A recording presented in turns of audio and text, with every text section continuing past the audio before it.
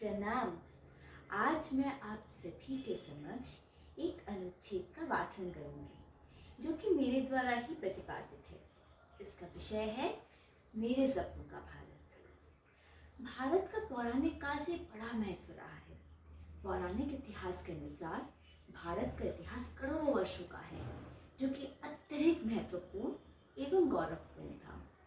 कहा जाता है कि भाषा एवं संस्कृति का उद्गम भारत से ही हुआ था और वर्तमान काल में भी आध्यात्मिकता एवं उच्च आदर्शों के लिए भारत को जाना जाता है।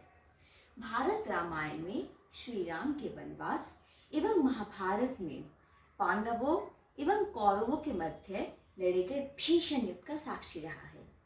उस समय भारत को आर्यवर्त कहा जाता था क्योंकि यहाँ आर्यों का शासन था।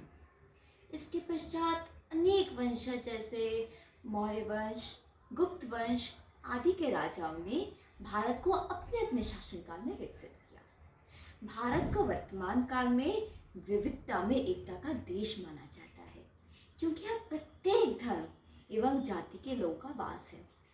परंतु प्राचीन काल से लेकर आज तक लैंगिक भेदभाव एवं रूढ़िबद्ध धारणाओं का हमारे भारत में अस्तित्व है। मैं ऐसे भारत का स्वप्न देखती हूँ जहाँ इन सब नकारात्मक चीज़ों का कोई स्थान ही न हो।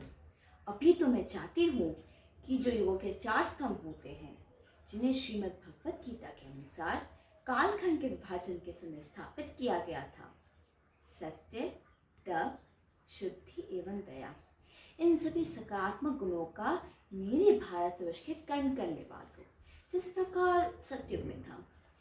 वर्तमान काल में मनुष्य अपने लक्ष्य तक पहुंचने हेतु लालच, कपट जैसे अवगुणों की सहायता लेते हैं।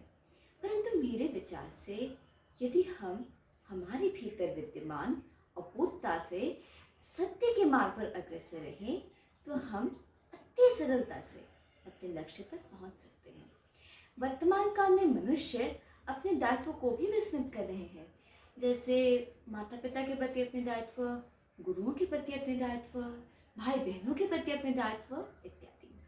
प्राचीन काल जैसे रामायण में इन सभी दायित्वों का पूर्ण रूपेण पालन किया जाता था, जैसे अपने अग्रज को पिता तुल्य मानना, पिता के वचन की पूर्ति हेतु राजपाट त्याग कर 14 वर्षों तक वन में विचरण करना इत्यादि।